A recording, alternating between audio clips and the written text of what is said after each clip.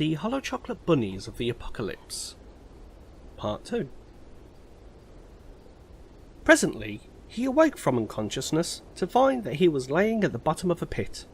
Rubbing at his head and peering blarily about, he became aware of the movement some ways above him. Looking up, he espied the face of the farmer.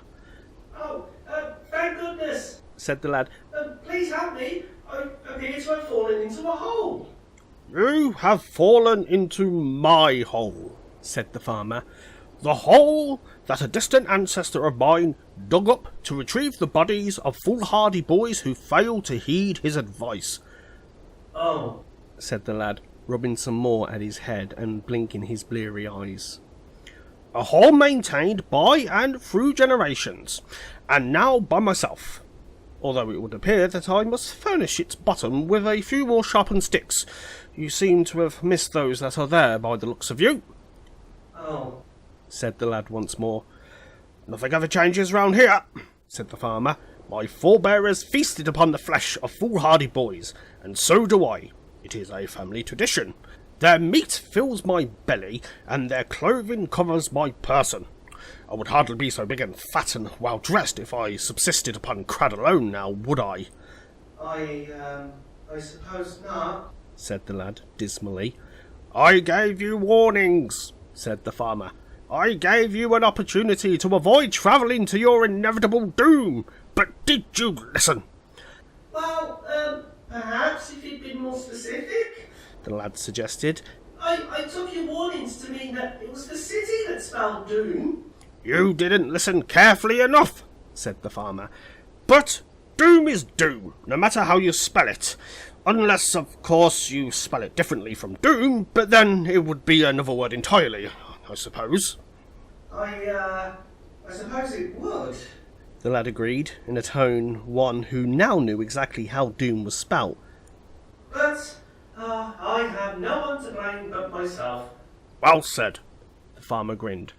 "And so, as the spikes have failed to do their job, I must do it with this rock." The farmer displayed the rock in question. It was round and of a goodly size.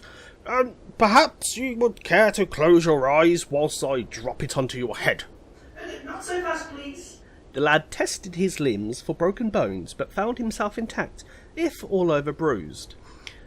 How do you mean to haul my body from this pit?" "I have grappling hooks," said the farmer, "fashioned for the purpose." "Oh, it's hard work on such a day." said the lad. "Hard work, but honest toil justly rewarded, I suppose." In that you are correct." "But very hard work nonetheless." "And me with a bad back," said the farmer. "But what must be done, must be done." "Would it not make your job easier if you were to help me from this hole? Then I might walk with you to your farmhouse, where you could brain me at your leisure."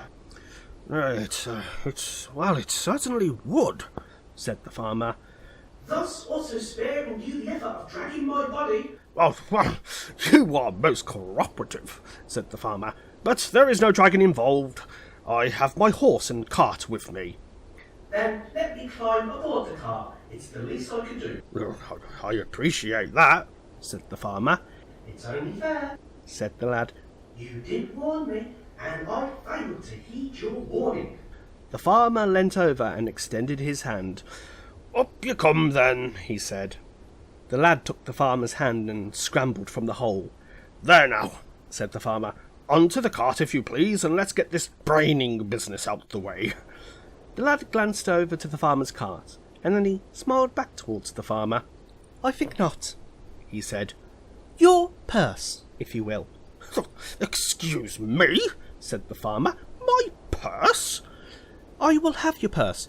Kindly hand it over." I fail to understand you," said the farmer. "Well, I demand compensation," said the lad, dusting himself down, "for injuries incurred through falling into your hole. I am severely bruised and a little shaken. I will take whatever money you have upon your person, and we will speak no more of this regrettable incident." "Climb onto the cart," said the farmer. "I will brain you immediately. Think not of fleeing. I am an accurate hurler of rocks." "Be that as it may," said the lad. I will have your purse, and then I'll be off to the city. This is ludicrous, idiot boy. The farmer raised his rock. The lad produced a pistol from his sleeve. What is this? The farmer asked. It's a weapon, said the lad. A clockwork weapon. I built it myself in such eventualities as this.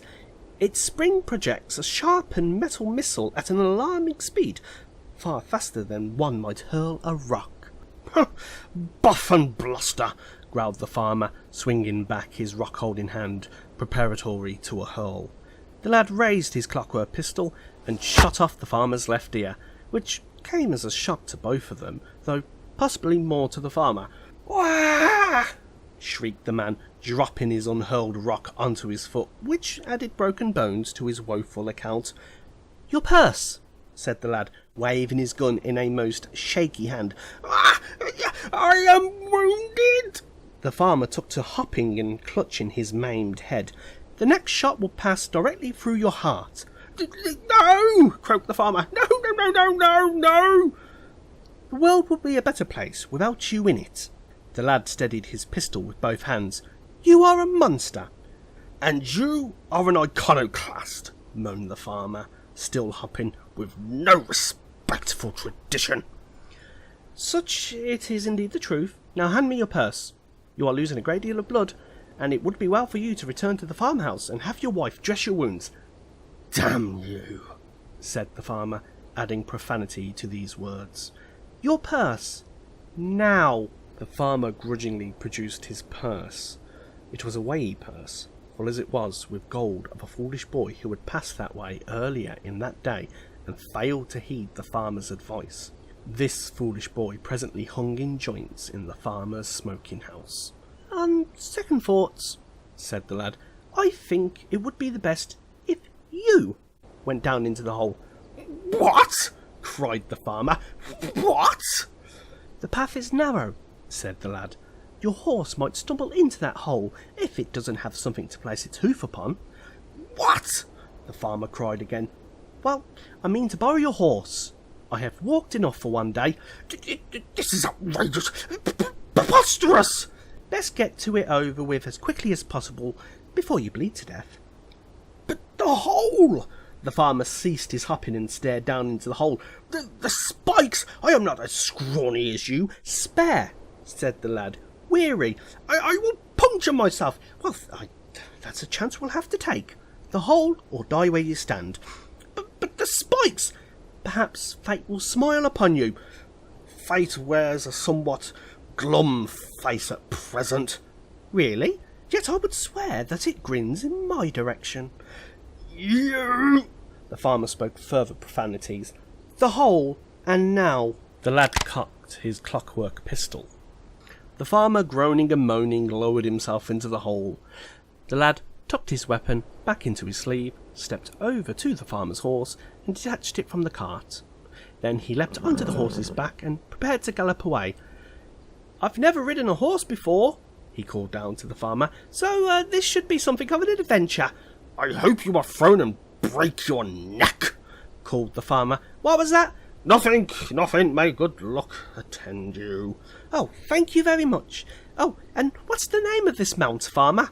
Anthrax, called the farmer, but he will not answer to your commands. Quite the reverse, in fact. I'm sure Anthrax and I will get along just fine. The lad held Anthrax by his reins. And so we say farewell, Master Farmer. Our acquaintance has been brief, but it has been instructive. We have both learnt something, so let us not part upon bad terms. I am stuck fast. The farmer huffed and puffed and moaned and groaned. I might as well die in this hole. Well, if no one comes looking for you, then in a day or two you should be slim enough to climb out, or perhaps the loss of blood will facilitate a more immediate shrinkage. You will be home in time for tea. You filthy... Quite enough, called the lad. Your conversation tires me. I will take my leave for the city.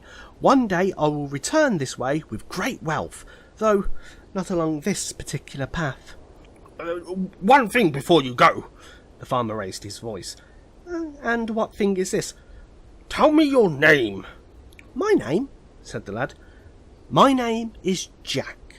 Ah, that is good, called the farmer.